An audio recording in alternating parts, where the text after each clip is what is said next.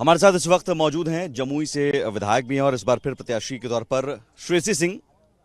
Shooter के तौर पर इनका करियर रहा, अब नेता के तौर पर दोबारा अब मैदान में है, चुनावी मैदान में। पिछली बार निशाना सही लगा था, इस बार भी निशाना सही लगेगा? देखिए, निशानेबाजी करते हैं तो निशाना चूकना तो नहीं चाहिए, लेकिन निश्चित रूप से इस बार फैसला एक बंदूक और मेरी काबिलियत पर नहीं, लेकिन जनता के आशीर्वाद पर है और वोट रूपी आशीर्वाद पर है। जनता ने मैंने हर एक कार्यक्रम में देखा है कि इस बेटी के प्रति बहुत प्यार, बहुत स्नेह, बहुत आशीर्वाद बरसा रही है। मुझे पूरा आशा और उम्मीद है कि ये प्यार ईवीएम के माध्यम से भी देखने को मिलेगा। जमुई विधानसभा क्षेत्र में क्या काम किया है जिसके आधार पर आप वोट मांग रही हैं? देखिए, अगर मुख्य कामों की चर्चा करें तो यहाँ पर एक बहुत ही बहुप्रसिद्ध मांग थी कि सिकरिया घाट पर पुल होना चाहिए।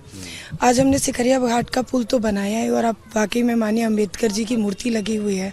वहाँ पे बुजुर्ग लोग बैठकर धरना प्रदर्शन करते थे, लेकिन कोई भी जनप्रतिनिधि इस मंशा के साथ नहीं आया कि सिकरिया के घाट पर पुल बना दे। एक बेटी आई तो आज सिकरिया पुल पर घाट भी बना, गारो नवादा कटौना का भी पुल बना और 4 अदद पुल आज भी निर्माण कार्य चल रहा है। यानी कि कुल 7 पुल को धरातल पर उतारने का काम किया।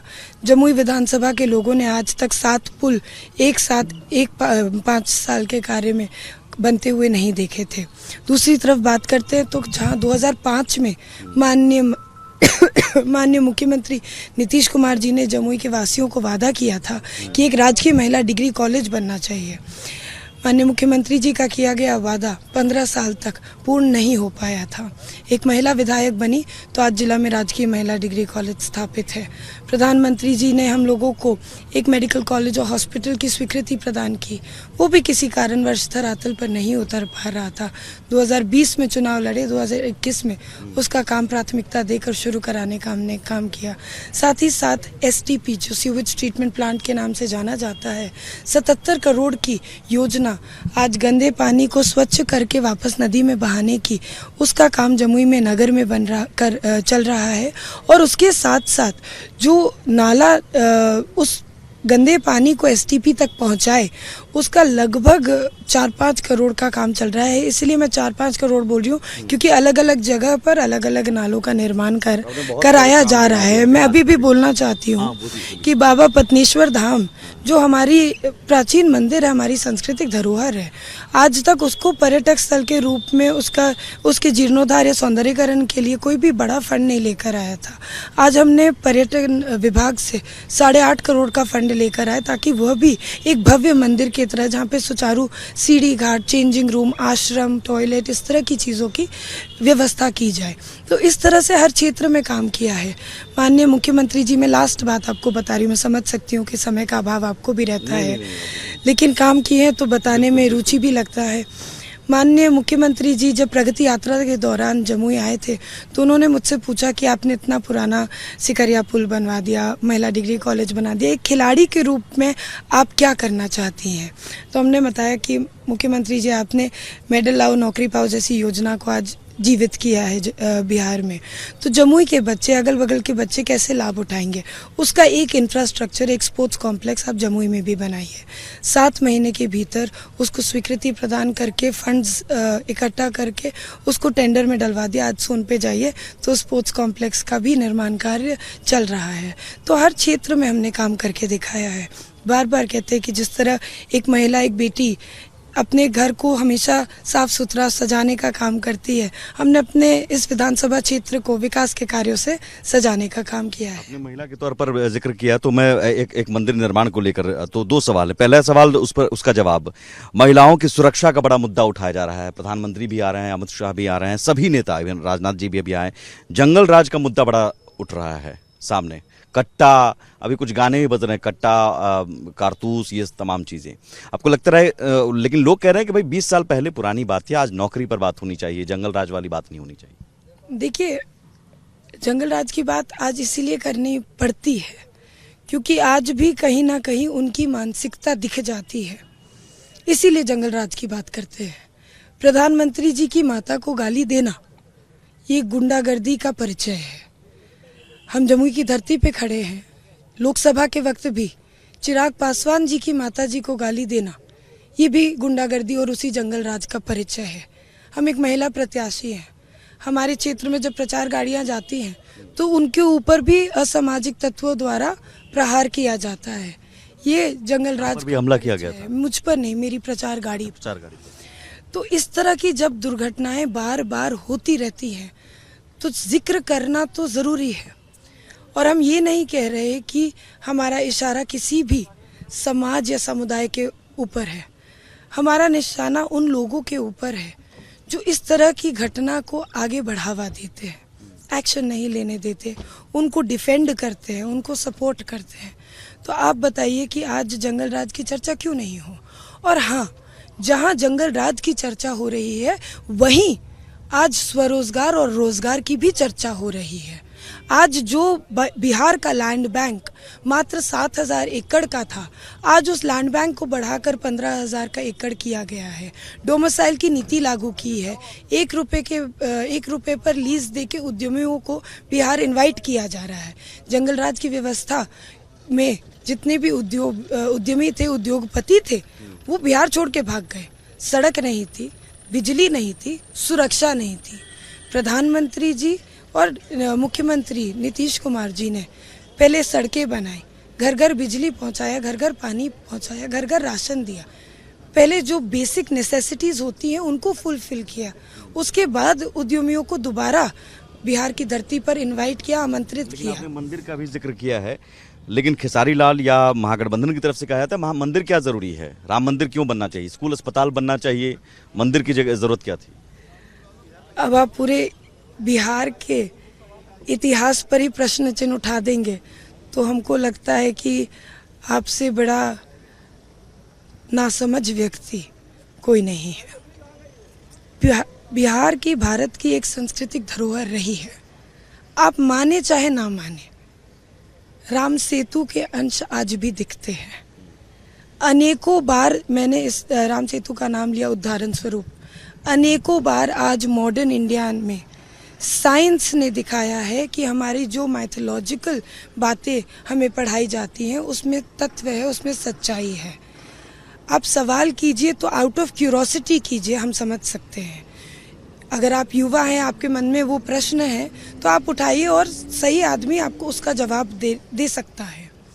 लेकिन आप सवाल क्यूरोसिटी के माध्यम से नहीं उठाते हैं, आप सवाल राजनीति के माध्यम से उठाते हैं। आप राजनीतिक चर्चा धर्म को बनाते हैं। नरेंद्र मोदी जी बोलते हैं सबका साथ सबका विकास। आप मुझे बताइए कि जब विकास के कार्य होते हैं, जैसे हम जमुई की बेटी अगर आज यहाँ राजकीय महिला डिग्री कॉलेज बना, पुल पुलिया बना, सड़क बना, मेडिकल कॉलेज और हॉस्पिटल का निर्माण कार्य चल रहा है, स्पोर्ट्स का निर्माण कार्य चल रहा है। आप मुझे बताइए कि रोड पुल पुलिया पे चलने वाला व्यक्ति, महिला डिग्री कॉलेज में पढ़ने वाली बेटियां या उस मेडिकल कॉलेज और हॉस्पिटल में इलाजरत व्यक्ति से क्या पूछा जाएगा कि आप किस जात से आते हैं, किस समुदाय से आते हैं, और उसके बाद उनको लाभ मिला जाएगा? क्या आज 125 यूनिट बिजली फ्री सबको सामान्य रूप से नहीं दी गई? मंदिर की जरूरत क्या है? क्या जीविका दीदी, मैं आ रही हूँ उसी सवाल का जवाब मैं दे रही हूँ। क्या जीविका दीदियों में किसी एक समुदाय या एक समाज को छोड़ा गया? जब विकास के मुद्दों पर बात करिए, और विकास जब जात और धर्म पर लोगों को बांटता नहीं है तो राजनीतिक पार्टी जात के नाम पर, धर्म के नाम पर लोगों को बांटने का काम करती है। ये अंग्रेजी हुकूमत की सिखाई हुई चीज है।